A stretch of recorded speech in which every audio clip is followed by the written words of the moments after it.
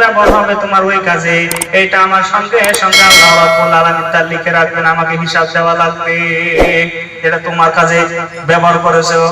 এই জন্য মুসলমান ভাইরা, ইসরাফ করা যাবে না, বাড়তি খরচ করা যাবে না, প্রয়োজনের বাইরে খরচ করা যাবে না। এইটা আমাদের মধ্যে এখন সব চাইতে বেশি।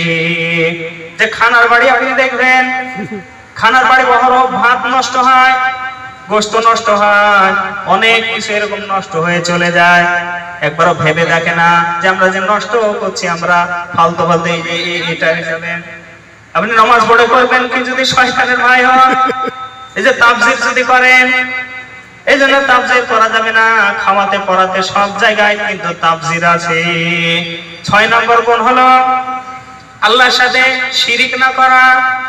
রব্বুল আলামিন বলেন, ওয়াল্লাযীনা লা ইয়াদউ মা'আল্লাহি ইলাহান আখার। রব্বুল আলামিন বলেন যে আল্লাহর সাথে তোমরা কাউকে তোমরা কি শিরিক করো না, অংশীদার বানায় না। শিরিক বলা হয় শরীক অংশীদার।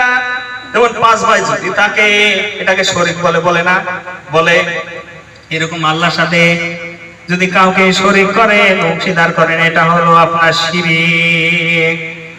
রব্বুল আলামিন বলেন, ফালা তাদউ মা'আল্লাহি ইলাহান আখার ফাতুলাক্কা ফি জাহান্নামা মালউমান ইলা আখির আয়াত। রব্বুল আলামিন বলেন, তোমরা যদি আল্লাহর সাথে শিরক করো, অংশীদার করো, তোমাদেরকে লাঞ্ছিত করে, অপমানিত করে জাহান্নামের মধ্যে নিক্ষেপ করব।